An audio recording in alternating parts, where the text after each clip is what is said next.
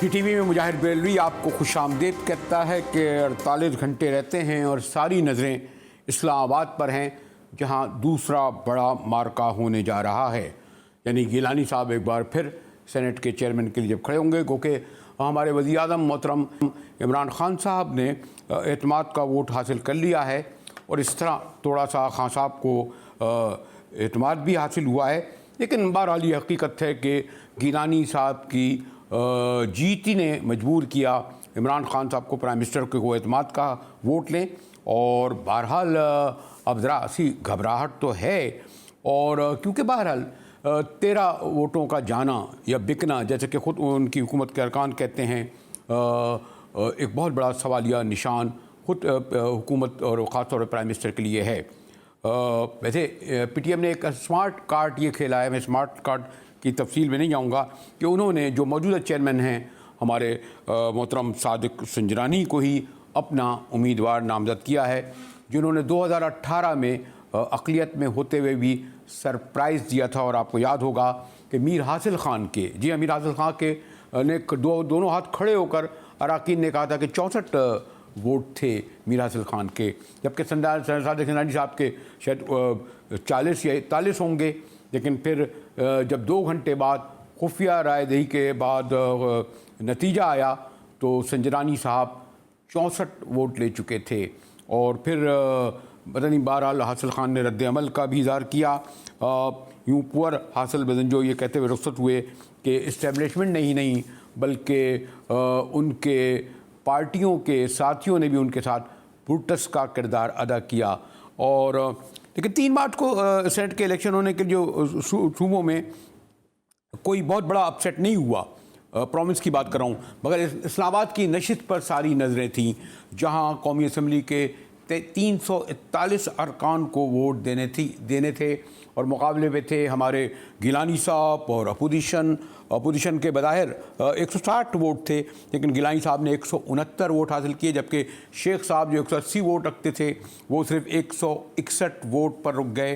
और वही जैसे मैंने कहा, जिसके सबब प्राइम मिनिस्टर को एतमाद का वोट लेना पड़ा।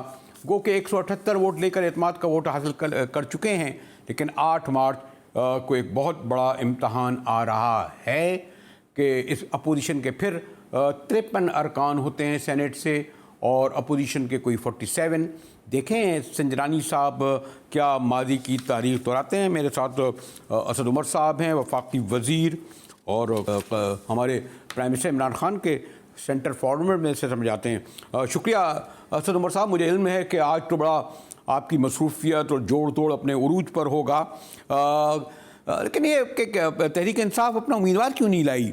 अगर अक़लियत के होते हुए, यानी आपके 47 वोट हैं, अगर अक्सरियत मिल गई तो फिर यही कहा जाएगा कि फरिश्तों का नाम लिया जाएगा, इस्टेब्लिशमेंट का कहा जाएगा, कुछ और कहा जाएगा। जी असद। देखिए, एक से ज़्यादा वजह है। एक तो वजह जाहिर है ये है कि पहली दफ़ा हुआ था कि पाकिस्तान में बलूचिस्तान से किसी शख्स ने एक अहम आईनी ओहदे के ऊपर वो मुंतखब होके आए, तो मेरे ख्याल में तो पाकिस्तान का वफाक और पाकिस्तान की जमहूरियत जो है उसको भी तस्लीयत मिली इससे। दूसरे उसके बाद उनकी कारकर्दगी जो है, परफॉर्मेंस जो है, वो मेरे ख्याल में सब लोग एक्नॉलेज करेंगे। सेनेट के अंदर बहुत ही अच्छे कंट्रोल के साथ और बड़े अच्छे तरीके से उन्होंने सेनेट को चलाया है, वो भी है। तीसरी चीज ये है कि तहरीक इंसाफ के पास सबसे बड़ी पार्टी तो सेनेट में बन गई है माशाल्लाह, लेकिन तहरीक इंसाफ के पास अपने वोट नहीं है जिसकी बुनियाद के ऊपर वो सेनेट चेयरमैन मुंतखब कर सके। तो इसलिए जाहिर है इत्तेहादी पार्टियों को साथ लेके चलना है, और जो सबसे बड़ी पार्टी है हमारी इत्तेहाद में सेनेट के अंदर, वो बलूचिस्तान अवामी पार्टी है। तो उस लिहाज से भी उनका वो हक बनता था। तो कई वजूहात हैं जिसकी वजह से हम सादिक संजरानी साहब को सपोर्ट कर रहे हैं। चलें, लेकिन ज़रा सा मैं आपको असद उमर साहब ये भी याद दिलाता चलूँ कि पीपल्स पार्टी के मुकाबले में और नून लीग के मुकाबले में पीटीआई एक हाई मॉरल रखती थी कि जो ख़ास तौर पर आपने केपी में आपने 20 अरकान को निकाला। अब आपने एतमाद का वोट उन लोगों से लिया है जिसके खुद आपकी पार्टी की क़यादत और इमरान खान साहब ने, अगर मुझे याद है, ये कहा कि 17 लोगों ने अपने वोट बेचे। तो आप नहीं समझते कि एतमाद का वोट जो लिया उन लोगों के साथ जिन्होंने अपनी वफादारियाँ बदली, अपना सॉरी टू से, इसीलिए मैंने ये कहा कि मॉरल ग्राउंड पे तहरीक इंसाफ और ख्वाज साहब और आप लोग वीक विकेट पे अब नहीं हैं? सर, अगर वो 17 आप हमें बता दें कौन है तो जरूर प्राइम मिनिस्टर उनके खिलाफ एक्शन ले लेंगे। लेकिन अभी ये मैं आपको अभी से 1 घंटे पहले की बात बता रहा हूँ, हमारी मीटिंग हो रही थी और उसमें यही हम पूछ रहे थे। कोई सब जो है कयास आराई जरूर है, लोगों को शक है, कोई सबूत मैंने तो नहीं देखा ना। तकरीबन तमाम सीनियर तरीन लीडरशिप पीटीआई की बैठी थी ना उनमें से किसी के पास है। तो मैं किसी को शक की बुनियाद के ऊपर तो नहीं कर सकता ना, वो जब तक मेरे पास कोई हाथ में कोई सबूत ना आए। लेकिन असद भाई, ये तो पीएम ने तो खुद कहा कि जो एजेंसियों के पास वो नाम है और एजेंसियां जो हैं बहरहाल यानी एमआई के अलावा सब प्राइम मिनिस्टर को जवाबदेह हैं, तो वो एजेंसी की ब्रीफिंग आपको और कैबिनेट को भी दे सकते थे। तो ये तो ऐसे शेख साहब तो कहते हैं जी, नाम भी पता था, शेख रशीद साहब हमारे वज़ीर दाखिला हैं, वो भी एक एतबार से एजेंसियों को ही सरबराही करते हैं। इसलिए मैं ये थोड़ा सा अजीब सा लग रहा है कि आपके इल्म में नहीं कि कौन आपके अंदर लोग थे ऐसे जिन्होंने वफादारी तब्दील की। असद भाई जी बिल्कुल, मैं जहां तक मुझे पता है और मैं काफी मतलब अंदरूनी हालात को जानता हूं और जो क्लोजेस्ट तरीन मीटिंग्स होती हैं उसके अंदर पीएम के साथ बैठता हूं। मेरे ख्याल में उनके पास भी है, मेरे ख्याल नहीं, मुझे तो ऑलमोस्ट यकीन है कि उनके पास भी ऐसी कोई मुसद्दिक का इतला नहीं है। चलिए ये छोड़ देते हैं, हम जरा आगे बढ़ते हैं। लेकिन आप ये समझ रहे हैं कि जो पीडीएम ने जो ख़ासतौर पर जो गिलानी साहब की जीत ने उनका हौसले बढ़ाए हैं, दबाव बढ़ रहा है और अब जो आने वाले दिन हैं उसमें भी मैं लफ्ज़ इस्तेमाल नहीं करूँगा कि घबराहट, लेकिन कुछ इस तरह लगता है कि हुकूमत कुछ बहुत प्रेशर में आ गई है, ख़ासतौर पर गिलानी साहब के बाद इस और फिर आगे वाला जो 8 मार्च का इलेक्शन है वो भी, उसमें भी बहरहाल अपोजिशन की अक्सरियत है। अगर वो भी जीत गए तो फिर वो और भी जाएंगे आगे, पंजाब जाएं आगे। असद उमर नहीं जी, देखें, जो जहां तक उनके इलेक्शन की यूसुफ रजा गिलानी की जो इंतखाब हुआ उसकी वजह से उनको तकवीयत मिली, इसमें कोई शक नहीं है और वो सियासी तौर पर हमारे लिए एक सेटबैक था। लेकिन वो बहुत हद तक जो है वो रिकवर हो गया जिस वक्त प्राइम मिनिस्टर ने अपनी पूरी मेजॉरिटी अक्सरियत जो है वो दिखा दी। वोट ऑफ कॉन्फिडेंस के अंदर एक वोट भी नहीं वहां से हिला, तो वो मुकम्मल हो गया था। जहां तक पीडीएम का ताल्लुक है, देखें पीडीएम जो है वो अपनी सिर्फ सियासी मुस्तकबिल की जद्दोजहद नहीं आजकल कर रही, उनकी जायदादें जो हैं वो भी दाव पे लगी हुई हैं। इस वक्त शिकंजा जो है, गिरफ्त जो है वो मजबूत होती जा रही है कानून की। तो वो तो पिछले 4 माह 5 माह से निकले में हैं सड़कों के ऊपर और हर कोशिश जो वो कर सकते हैं उसको हमें कोई शक नहीं कि वो आजमाते चले जाएंगे। तो ये तो 5 महीने से सिलसिला चल रहा है और आगे भी चलता रहेगा, वो अपनी कोशिश करते रहेंगे। हमारे ख्याल में ऐसी कोई घबराने की बात नहीं जी। लेकिन खैर ये मुझे नहीं कहना चाहिए, मुतालबा तो हो रहा है कि अगर ये सब झगड़े आ रहे हैं सेनेट के, कौमी असम्बली के, एतमाद के वोट के, पंजाब के, आखिर में तो चलें एक नया मैंडेट ले लेना। सॉरी टू से मैंने कहा मुझे के तो राइट नहीं है, लेकिन फिर यही कहा जाता है ना कि शायद जब नया अगर आप मैंडेट लें तो और जो इस वक्त आपने अगर कारगुजारी दिखाई है, और खासा अक्सर कहते हैं कि मैं इस तरह के कंप्रोमाइज़ करने से जो बहरहाल उन्होंने कौमी असम्बली में किया, अपोजिशन में बैठना पसंद करूँगा। असद उमर साहब सर, वो बहुत ज्यादा क्या हुआ है कि वो ऑपोजिशन के अरकान जो है वो इख्तिलाफ कल्ब का शिकार नजर आ रहे हैं, वरना ऐसी क्या चीज हुई है जिसके लिए फ्रेश मैंडेट। अभी जो बाई इलेक्शन हुआ था जिसका बड़ा शोर मचा था, उस बाई इलेक्शन के अंदर देख लें खैबर पख्तूनख्वा के अंदर 2 सीटों के ऊपर इलेक्शन हुआ है और इलेक्शन से पहले एक सीट उसमें से तहरीक इंसाफ की थी और एक ऑपोजिशन की थी, और इस बाई इलेक्शन के अंदर एक तहरीक इंसाफ को मिली, एक ऑपोजिशन को मिली। पंजाब में दोनों सीटें मुस्लिम लीग नून की थी और दोनों सीटों के ऊपर अगर मैं मुस्लिम लीग नून का बयान ये मान लूं कि वो डस्का की सीट जो है वो 3000 वोट से जीत रहे थे, उसके बावजूद एक सीट 40,000 वोट की बढ़तरी से जीते थे, एक 35,000 की वोट से 30,000 वोट की बढ़तरी से जीते थे और वहां 5 और 3,000 का सिर्फ फर्क रह गया। तो जो ग्राउंड पे इलेक्शन जो अल्टीमेट टेस्ट होता है किसी जमहूरी पार्टी की पॉपुलैरिटी का, मकबूलियत का, उसके तो ये ताजा तरीन इस वक्त रिजल्ट आपके सामने रखे हुए, इससे तो कोई फ्रेश मैंडेट की जरूरत की नजर नहीं आती। शुक्रिया असद उमर साहब, वफाकी वज़ीर। और जैसे मैंने कहा कि खान साहब की जो अब से नहीं, जब पावर में नहीं आई थी उस वक्त एक फ्रंट यानी जिसे कहते हैं फॉरवर्ड जो खेलने वालों में से एक हैं और उन्होंने कहा जी हुकूमत हम पे कोई घबराहट तारी नहीं है और वो आगे के लिए भी तैयार हैं। पीपल पार्टी के सीनियर रहनुमा मैंने कमरुज़्ज़मा कायरा साहब को ज़हमत दी है। कायरा साहब शुक्रिया। तो ये जो संजरानी साहब आए हैं सामने और आपको फिर मादी की तल्ख यादें भी जहन में आ गई होंगी कि मीर हासिल ख़ान जिस तरह हारे, तारीख़ अपने आप को फिर तो नहीं दोहराएगी। आपके गो के अपोजिशन के 53 हैं और हुकूमत में कोई 5-6 वोट का फ़र्क है। कायरा साहब देखिए, हम कोशिश करेंगे, हम एक नीति के साथ फेयरली इस इलेक्शन को कंटेस्ट करेंगे और हमारी कोशिश होगी कि ये इलेक्शन ट्रांसपेरेंटली और असूल के मुताबिक हो जाए। हम कोशिश कर रहे हैं। माजी में भी हमने तमाम तर कोशिशों के बावजूद हमने अपनी एफर्ट जारी रखी और अब भी हमें यही एफर्ट जारी रखनी चाहिए और हमें तवक्को है कि इसमें मुदाखलत नहीं होगी। लेकिन कायरा साहब सॉरी टू से यानी गिलानी साहब के मामले में तो मुदाखलत नहीं हुई। मैंने पिछली बार भी आपसे बात किया था और ये सवाल दोहराने में मुझे अच्छा भी नहीं लगता कि जब कोई कामयाबी हो जाए, नौशेरा में आप जीत गए, बहुत सारे इलेक्शन जीत गए उस वक्त आज़ादाना, अब इसी तरह गिलानी साहब आए, कोई आपने नहीं कहा कि कोई इस्टेब्लिशमेंट का रोल, बल्कि फिर ये कहा जा सकता है जी इस्टेब्लिशमेंट ने आपको सपोर्ट किया। कायरा साहब मैं इसके बारे में कोई हतमी तौर पे कह नहीं सकता। ये है कि कुछ लोग जो हैं वो काफी देर तो खामोश रहे, लेकिन कुछ खबरें ये हैं कि आखिरी दिन मूवमेंट रही, मुदाखलत का अमल हुआ, लेकिन मैं समझता हूँ कि उसके बहुत ज्यादा जोरदार बातें इस वक्त नहीं है, लेकिन ये तवक्को की जानी चाहिए कि अच्छी मुदाखलत का अमल अब नहीं होगा। ये तवक्को की जानी चाहिए और ये एक मुस्बत तवक्को है। चलें इस पे भी हम नहीं जाते हैं, लेकिन एक परसेप्शन ये भी तो है ना कि आपने जो मीसाक़ जमहूरियत किया और लोग ये कहते हैं जी क्यों तारीख़ में जाते हैं, क्यों पास की बातें करते हैं। उस मीसाक़ जमहूरियत में तो आपने कहा था ना कि तमाम इलेक्शन जो हैं शो ऑफ हैंड से होंगे। अब आपको जो सेनेट का ये जो अभी इलेक्शन हुआ है उसमें जहाँ आपको सूट करे वहाँ तो आप कहते हैं खुफिया रायदही, जहाँ वहाँ ना हो तो आप कहें नहीं शो ऑफ हैंड नहीं। तो ये तो सॉरी टू से इस वक्त अगर शो ऑफ हैंड पर एग्री कर लेते तो आपके फ़ायदे में था, क्योंकि ऑलरेडी 53 अरकान अपोजिशन के इस वक्त हैं सेनेट के चेयरमैन के इलेक्शन के सिलसिले में और आपके प्राइम मिनिस्टर जो हैं वो जो हैं उम्मीदवार हैं जो साबिक़ा रह चुके हैं। कायरा साहब नहीं, देखिए बरेली साहब, हमारे वो इतनी होती है ऑलमोस्ट की होता है। हमने तो उस प्रिंसिपल के ऊपर एतराज किया था।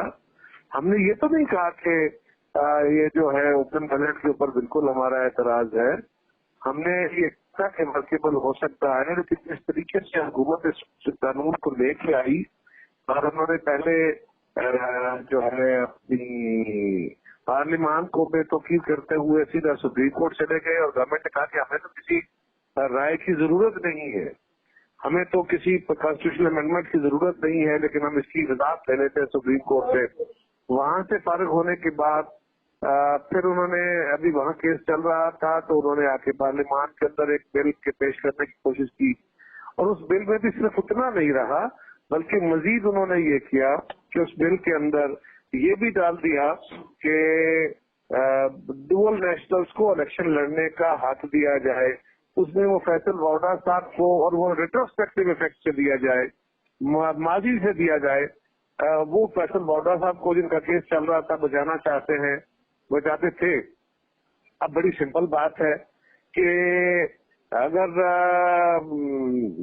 वाडा साहब को इस तरह एनओसी दिया जाए या एनआरओ दिया जाए, ये अपोजिशन मानने को तैयार नहीं थी। उसका सबूत ये है कि वाडा साहब अल्टीमेटली जाके हाई कोर्ट में उन्होंने कहा जी मैं रिजाइन कर बैठा हूँ और उन्होंने जाके अब वो सेनेट का हलफ ले रहे हैं। एक जगह उन्होंने गलत बयानी की, उनको बचाने के लिए कानून साजी में एनआरओ मांगा जो अपोजिशन ने नहीं दिया, उसको जो भी इंटरप्रेट करें। और ये खान साहब के सारा इल्म में था, वो सारे जो असूल और ज़ाब्ते और कायदे की बातें थी, ये सब कुछ वो जानते थे खान साहब। इसके बावजूद उन्होंने वाडा साहब को प्रोटेक्ट करने की कोशिश की।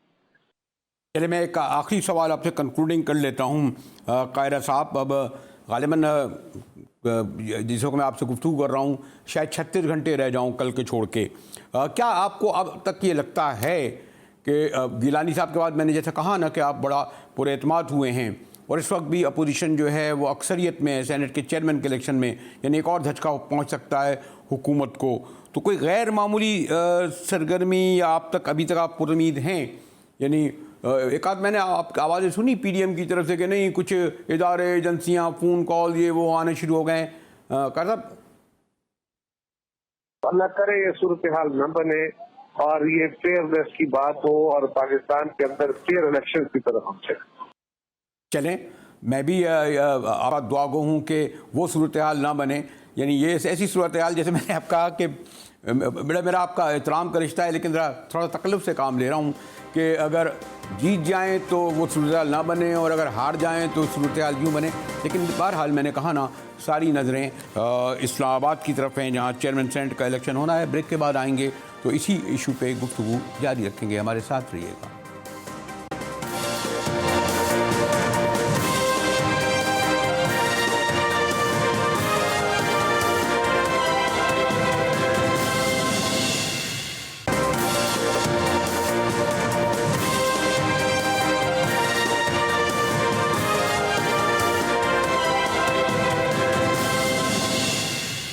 टीवी में मुजाहिद वली एक बार फिर खुशामदीद कहता है इस पूरी सूरत हाल में जो ख़ास तौर पर इलेक्ट होना हमारे गिलानी साहब का, इस्लामाबाद से पे तहरीक एतमाद लाना हमारे इमरान खान का, और अब जो अगले 48 घंटे बाद या 36 घंटे बाद जो इलेक्शन होने जा रहे हैं। निसार सैयद साहब, director news and current affairs मेरे साथ हैं। निसार साहब, ये जो गिलानी साहब की जीत यकीनन बड़ी सरप्राइज़ थी। अब एक बार फिर हमारे संजरानी साहब उम्मीदवार हैं जो 2018 में अक़लियत में होते हुए अक्सरियत में आ गए, अभी फिर वो अक़लियती में हैं, यानी एज ए उम्मीदवार। क्या फिर सरप्राइज़ हो सकेगा? यानी संजरानी साहब देंगे, और शायद पीटीआई ने भी कार्ड इसीलिए खेला हो ये संजरानी साहब को आगे लाकर। जी, मेरे ख्याल से संजरानी साहब का इलेक्शन में कोई सरप्राइज़ होने के इम्कान नहीं है, क्योंकि पाकिस्तान पीपल्स पार्टी और उनकी अपोजिशन जमातें जो पीडीएम इत्तेहाद के नाम से मौजूद हैं, उनके पास सेनेट के हाउस के अंदर जो है अपर हाउस में अक्सरियत मौजूद है। सरप्राइज़ उस वक्त होगा कि जब जो है वो अपोजिशन जमातों की बजाय रूलिंग पार्टी का कोई कैंडिडेट जो है उसमें कामयाबी हासिल कर सके। इसलिए जो ये पीडीएम इत्तेहाद है, इसके पास 51-52 नंबर्स मौजूद हैं अपर हाउस में जो उनको दरकार हैं जीतने के लिए। अगर कोई सरप्राइज़ होता है तो वो अपोजिशन की हार की सूरत में तो होगा, लेकिन उनकी जीत की सूरत में कोई सरप्राइज़ होने का इम्कान नहीं है। और यूसुफ रज़ा गिलानी की फतह के बाद पीडीएम जमातों के एतमाद में काफ़ी इजाफा हुआ है, तो इसलिए लगता ये है कि उनके किसी जगह पर फ्रैक्शन आने के चांसेस नहीं हैं। इसलिए इस वक्त हुक्मरान इत्तेहाद पूरी कोशिश कर रहा है कि किसी तरीके से वो अपर हाउस में अपनी अक्सरियत को साबित कर सके, लेकिन इसके इम्कानात मादूम नज़र आते हैं। लेकिन बहरहाल निसार साहब, ये जो गिलानी साहब के जीतने के बाद अब अपोजिशन के बाद ये जवाब तो नहीं रहा ना कि इस्टेब्लिशमेंट मुदाखलत करती है, जिसके पर हमेशा वो सवाल उठाते रहे। अब अगर जो इलेक्शन के रिज़ल्ट आए संजरानी साहब की सूरत में, यानी जब गिलानी साहब 160 अपोजिशन के अरकान 169 वोट ले सकते हैं और 180 जो हैं हमारे हुकूमत के थे वो उनके 161 हो सकते हैं। अब अगर 5 वोट का फ़र्क आए, मैंने अभी गुफ्तगू भी कर रहा था अपने असद उमर साहब और कायरा साहब से भी यही सवाल मैंने उठाया था। तो जी, आप क्या कहते हैं? मेरे ख्याल से अपोजिशन जमातें जो है वो अब ये अखलाकी जवाब खो चुकी हैं कि वो किसी पर इल्ज़ाम तराशी करें, और जिस तरह फ्री इलेक्शन का उनको मौका मिला है डस्का के अंदर और बाई इलेक्शंस के अंदर, जिस तरह अपोजिशन की जमातों ने कामयाबी हासिल करी है, तो उनको अब इल्ज़ाम तराशी के इस खेल से बाहर आना पड़ेगा और जो भी नताइज आएँ उसको खुले दिल से तस्लीम करना चाहिए। इसीलिए जो है ये अपर हाउस के इंतखाबात में अपोजिशन ने अपना पूरा जोर मारा हुआ है। आप देख सकते हैं कि वो काफ लीग के पास गए हैं, वो एमकेएम के पास गए हैं और वो हुकूमत के दीगर अलाइज के पास भी जाएंगे। इसी तरीके से संजरानी साहब ने भी कहा है कि वो भी अपोजिशन जमातों के पास जाएंगे अपनी हिमायत लेने के लिए। लेकिन अपर हाउस के इंतखाबात में जो है वो पाकिस्तान के सियासी मुस्तकबिल का तयन होने जा रहा है। अगर पीडीएम इत्तेहाद जो है वो इस इंतखाब में कामयाबी हासिल करता है तो वज़ीर आज़म इमरान खान और उनकी हुकूमत के लिए वफाक और पंजाब में मज़ीद मुश्किलात का आगाज़ हो जाएगा, जिसके असरात अब आपको नज़र आना शुरू हो चुके हैं। अगर एक मैं ज़रा इसको हटकर निसार साहब ज़रा ब्रॉडर कैनवस में देखूं, यानी पिछले आप देख रहे हैं कि हमारा यानी जो हिली हुई है इस्लामाबाद में बैठी हुई हुकूमत और हमारे इतराफ़ में जो तब्दीलियाँ आ रही हैं उसकी तरफ तवज्जो नहीं है। तो अगर और इस वक्त ऐसा लगता है कि इसके फ्यूचर इसका यानी एक लिहाज से मैं कहता हूँ डिस्टेबलाइज स्टेट और गवर्नमेंट लग रही हैं, तो ये ठीक है, यानी बड़ा अच्छा लग रहा है जी, जमहूरियत की जीत, गिलानी साहब जीत गए या इदारे मजबूत हो गए। लेकिन अगर बड़े कैनवस में देखें तो इस वक्त एक स्ट्रॉन्ग गवर्नमेंट की भी तो ज़रूरत है ना हमें, जो कि नज़र नहीं आ रही।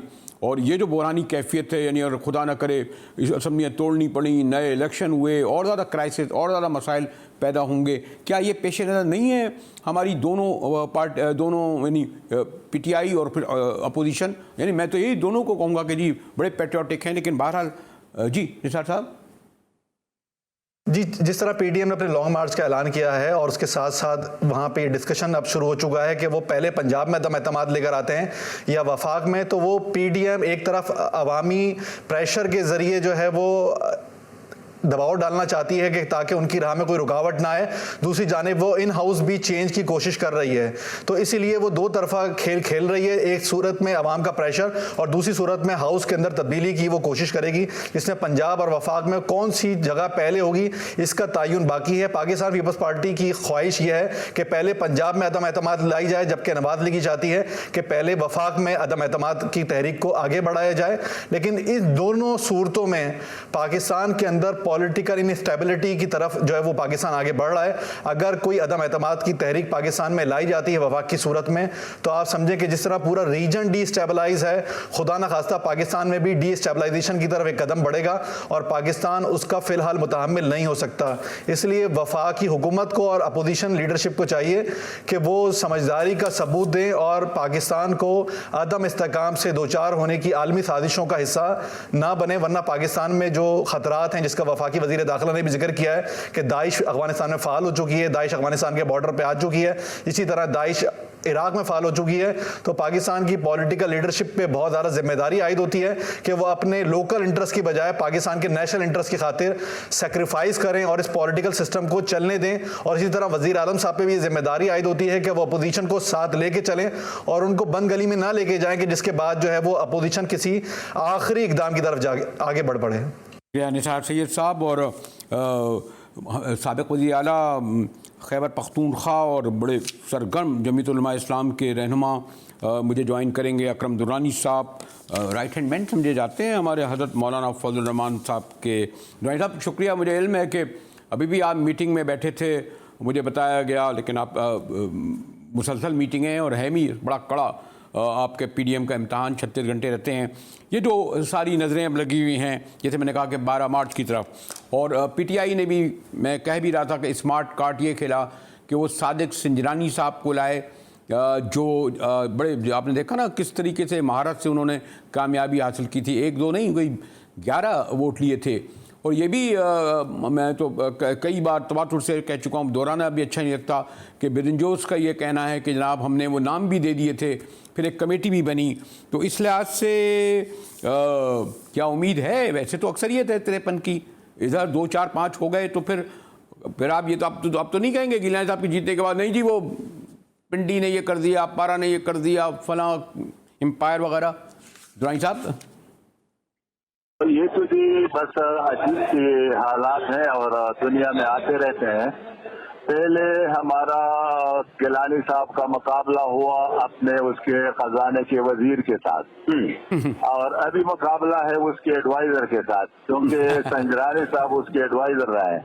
तो वजीर आज़म का मुकाबला एडवाइजर, वजीर आज़म का मुकाबला वजीर, तो ये बड़ा दिलचस्प बात आपने दी की। लेकिन उम्मीद है कि कोई गलती इंसान कर ले तो उसके लिए वो खुद अपने शीशे के सामने हो तो फिर भी शर्मिंदा होता है और बच्चा और पीठ भी वो शर्मिंदा रहता है। अंदर की जो इंसान की अपनी एक कैफियत होती है, तो जिसने पहले गलती की है इंशाल्लाह मजीद दूसरी गलती की गुंजाइश नहीं होगी। और अभी तो हमने आज चूंकि हमारे कमेटी की मीटिंग थी शायद हसन अब्बासी साहब के घर में, और हमने ये भी फैसला किया कि जिन पार्टियों के सेनेट के मेंबर हैं उसकी जिम्मेदारी है कि वो उसको बिठा दें और ऐसे वाकये जो रुनुमा हुए हैं खुदा ना करे कि क्या वो दोबारा रनुमा हो। तो इंशाल्लाह अभी हर एक पार्टी ने अपनी जिम्मेदारी ली है कि इंशाल्लाह हम अपने मेंबरों को कंट्रोल करेंगे और उसको समझाएंगे कि इंशाल्लाह इसी तरह हरकत नहीं करेंगे। अकरम दुरानी साहब, मेरा आपका बड़ा जब भी मुलाकात हुई है इस्लामाबाद में और या पेशावर में बड़ा एहतराम का रिश्ता है, इसलिए मैं इस तरह के सवाल और लोगों से कर लेता हूँ, लेकिन आप मैंने कहा ना बड़े सीनियर सीजन सियासी रहनुमा हैं, यानी मौलाना फजल रहमान साहब ने बहरहाल आपको तरजीह दी जब जमीयत उलमा इस्लाम की अक्सरियत आई और वज़ीर आला भी बनाया, इसलिए मैं ये सवाल करते हुए ज़रा सा झिझक भी रहा था। लेकिन ये एक बात तो है ना दुरानी साहब के, अगर जैसे मैं तवातुर से कहता भी रहा हूँ, गिलानी साहब जीत गए तो इस्टेब्लिशमेंट, और पहले से कहा गया कि हमें यकीन दिला दिया गया है कि इस्टेब्लिशमेंट इस वक्त मदाखलत नहीं करेगी, और हमारी पीर पार्टी के क़यादत ने ये कहा, इसलिए शायद वो गिलानी साहब को लाए। फिर गिलानी साहब की रिश्तेदारियाँ अलग अपनी जगह। तो ये अब जो कड़ा इम्तहान आ रहा है, इसमें अगर सूरत-ए-हाल मुख्तलिफ हुई तो फिर तो आप नहीं कहेंगे ना कि इदारे आ गए, एजेंसियाँ आ गई, इस्टेब्लिशमेंट आ गई। मोहतरम अकरम दुरानी साहब, मैं आपको ये बता दूं बरेली साहब, मुजाहिद साहब, ये आप देखें कि इमरान खान ने अभी कोशिश की थी कि ओपन बैलेट हो, क्योंकि उसको ये खौफ था अपने मेंबरान पे। अभी अक्सरियत जो है वो अपोजिशन के साथ है।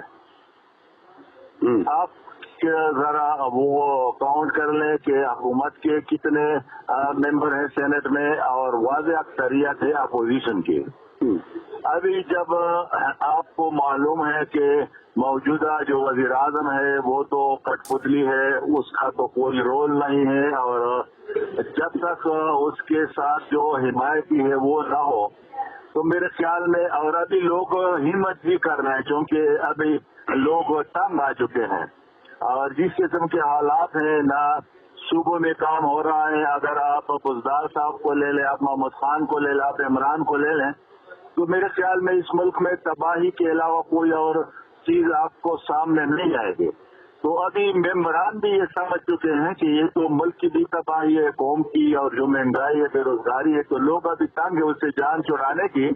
और मेरे ख्याल में जो लाए हुए लोग हैं वो भी अभी शर्मिंदा है कि हमने किस तरह आदमी को लाया। ये जो वाकया हुआ है, अगर अपोजिशन अपने ही तामली करती तो इसमें से ऐसे लोग थे कि वो कुल अभी वहाँ पर मुखालफत करते।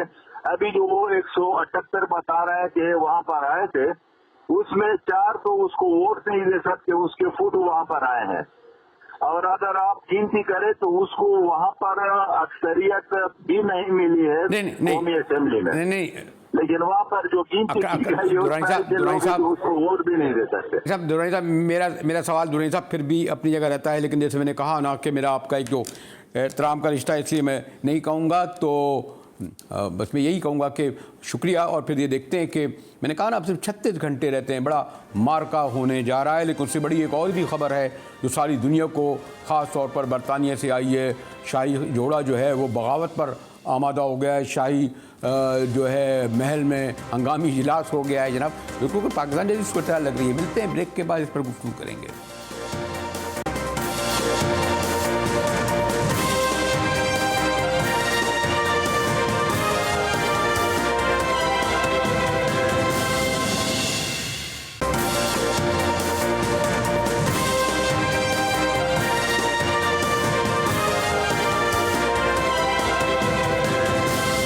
GTV में मुजाहिद वली एक बार फिर आपको खुश आमदेद कहता है, और मेरे साथ अतहर काज़मी मौजूद हैं, बड़े सीनियर जर्नलिस्ट, BBC से वाबस्ता रहे, और हमारे लिए मैं जब भी कुछ उधर उधर वाक़या होता है बरतानिया उनको ज़हमत देता हूँ। अतहर, जो अभी आप सुन रहे होंगे ये जो शहज़ादी और जो शहज़ादे का जो इंटरव्यू लिया, और आपको पता है दुनिया में जो सबसे ज़्यादा शो देखा जाता है ख़ातून का ओपरा का, उन्होंने लिया है, तो तहलका तो मचना था। सुना है लाखों करोड़ों देख रहे हैं। और वैसे भी मेरे ख्याल में जो आपके टैबलाइट्स पता है उनको चीथड़ा विथड़ा क्यों कहते हैं, उनके तो मज़े आ गए, अगले सुर्खियाँ बे सुर्खियाँ। तो लोग कोरोना भी भूल गए मेरे ख्याल है बरतानिया में, और सारी नज़रें अब जो हैं वो पूरी इसी इशू पे हैं कि जो लॉस एंजल्स में, सॉरी, जो इंटरव्यू दिया गया अमेरिका में, और शाही महल में क्या हो रहा है। अतहर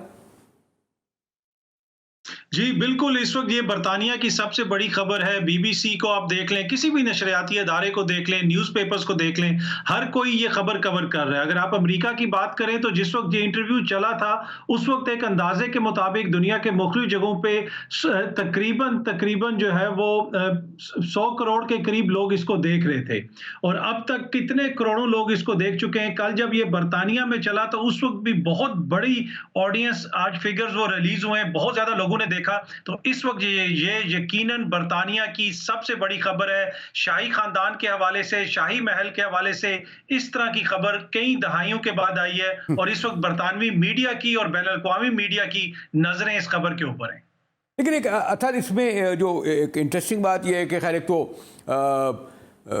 हमारे मीडिया में अगर कोई उनको मैं बादशाह लोग ही कहता हूँ, इस तरह के अगर होता तो शायद मीडिया इस तरह कवर नहीं करता, लेकिन बीबीसी और मेरे ख्याल में ब्रिटिश प्रेस कोई कतगन वतगन नहीं, और ऐसी ऐसी बातें उन्होंने कही हैं अपनी, उन्होंने भाई के बारे में, उन्होंने अपनी सास के बारे में, उनकी फैमिली के बारे में, कि जो मैंने कहा यहाँ तो मुमकिन ही नहीं है इस तरह ओपन। इसलिए से ब्रिटिश डेमोक्रेसी को ये तो कह जाएगा और मीडिया को कि वो हर बात जो वहाँ कही गई, 2 घंटे का इंटरव्यू था गालिबन, वो लफ्ज़ व लफ्ज़ आ रहा है, कोई कतगन नहीं। लेकिन इससे क्या ओवरऑल मॉरल लेवल पे मैं देख रहा था कि जो मैं फॉलो किया उसमें जो ब्रिटिश अवाम है या जिसे आप कहते हैं गोरे, वो इसको कोई पसंद नहीं कर रहे कि कोई आउटसाइडर, यानी ये जो खातून हैं ये हमला कर रही हैं शाही महल पर। ये तो अपनी जगह बात है, मैं तो 2-4 बार लंदन आया हूँ, लेकिन मतलब उनकी बड़ी लॉयल्टी होती है अपने मलका से और बादशाह से। माशाल्लाह कितनी उम्र हो गई है उनकी, चार्ल्स से या अपनी एलिजाबेथ से। अथर जी, बिल्कुल, ये आपने कहा कि जो ब्रिटिश मोनार्की है, यहाँ का शाही खानदान है, उसकी स्पेशल जगह है यहाँ के लोगों के दिलों में। उसकी वजह ये है कि ये एब्सोल्यूट मोनार्की थी, यहाँ पे बादशाह थी। बादशाह से जो जमहूरियत का सफर तय किया है उसमें बरतानवी शाही खानदान का कलीदी किरदार रहा है। इसी वजह से शाही खानदान को यहाँ पे बड़ी कदर की निगाह से देखा जाता है। जहां तक मीडिया का ताल्लुक है, अगर आप यहाँ पे बड़े बड़े इदारों की भी बात कर लें, आप बीबीसी की भी बात कर लें, तो शाही खानदान के हवाले से स्पेशल प्रोटोकॉल्स हैं। आप उनके हवाले से कोई भी खबर नहीं दे सकते, आपको बड़ी तहकीक करनी पड़ती है। तो यहाँ पे शाही खानदान के हवाले से हुकूमत की निस्बत ज्यादा एहतियात बरती जाती है। आप प्राइम मिनिस्टर पे तो लिख सकते हैं उस तरह, लेकिन शाही खानदान के हवाले से लोगों के जो जज्बात हैं उसकी वजह से मीडिया भी एहतियात करता है। लेकिन जहां तक इन खातून का ताल्लुक है, इनके हवाले से जिस तरह आपने सही कहा कि बहुत सारे लोग यहाँ पे इनके खिलाफ क्रिटिसिज्म भी कर रहे हैं और ये कहा जा रहा है कि ये जो इंटरव्यू था ये वेल स्क्रिप्टेड इंटरव्यू था, जिसका मकसद ये था कि शाही खानदान को ज्यादा से ज्यादा तनकीद का निशाना बनाया जाए और जो भी सवालात और जवाबात थे ये पहले डिस्कस हो चुके थे। और ये टोटल 3 घंटे का इंटरव्यू था, जिसको काट के बाद में तकरीबन 1.5 घंटे का ये इंटरव्यू चला। एक और बात भी सुन रहा था कि खास तौर पर उनका ये कहना था कि वो मराज से महरूम जब हो जाएंगे, हो गए शाही खानदान के, जब फर्क नहीं रहे तो करोड़ों पाउंड के सिक्की से महरूम हो जाएंगे असासों से। तो ये भी तो हो सकता है कि अब ये तो बेसिकली खातून एक्ट्रेस हैं, इनका और ड्रामा और फिल्म, तो आपके ख्याल में ये जो नुकसान शाही ख़ानदान से अलहदगी के बाद हुआ होगा इस इंटरव्यू से, तो उनको मैं ख्याल करोड़ों पाउंड मिलेंगे, मैं ख्याल शायद इस तरह ही है कुछ। अथर आप तो जानते हैं ना वहाँ एक किताब या एक इंटरव्यू किस तरीके से आम लोगों को करोड़पति अरबपति बना देता है। जी, जहां तक ये मीडिया डील्स का ताल्लुक है, रीसेंट जो इनकी मीडिया डील्स हैं, जिस तरह ये इंटरव्यू भी है और भी कुछ डील्स हुई हैं, कहा जा रहा है कि इससे इस शाही जोड़े को तकरीबन 2000 करोड़ रुपए मिलेंगे। 2000 करोड़ अंदाजा लगा सकते हैं। जी 2000 करोड़ पाकिस्तानी, 2000 करोड़ रुपया ये कमाएंगे अपनी मीडिया डील्स से। तो इससे आप अंदाजा लगा सकते हैं कि वो इस तरह की बातें क्यों कर रहे हैं। यहाँ पे इनका गिला ये था कि हमें प्राइवेसी नहीं दी जाती, तो वहां पे जाके 100 मिलियन लोगों के सामने बैठ के इस तरह का इंटरव्यू देना, इससे आप खुद अंदाजा लगा सकते हैं कि प्राइवेसी मकसूद थी। मेरा तो ये ख्याल था कि अगर यहाँ सेनेट का हंगामा नहीं होता तो पूरा प्रोग्राम ही जो है वो इस मजेदार जो है एक दहाई, कुछ 100 साल बाद ऐसा हुआ, एक बार और भी हुआ था कुछ, जो चार्ल्स के वालिद साहब या उससे ही पहले कुछ वाक़या हुआ है जिसने पूरे बरतानिया को हिला के रख दिया था। तो मैंने कहा ना कि अभी जो हमें 48 घंटे बाद अपने इस्लामाबाद की फ़िक्र है। शुक्रिया अथर काज़मी। लेकिन बड़ी इंटरेस्टिंग स्टोरी है, जैसे मैंने कहा बरतानिया नहीं सारी दुनिया में, जो ख़ास तौर पर जो वो वाला जो उनका ख़ास मीडिया है उसके बड़े मज़े आए हुए हैं। और ये कहते हैं जी 2000 करोड़ के मालिक हो जाएंगे इस इंटरव्यू के बाद दोनों, यानी शहजादी और ये शहजादा हैरी। मुजाहिद बेली को इजाज़त दीजिए।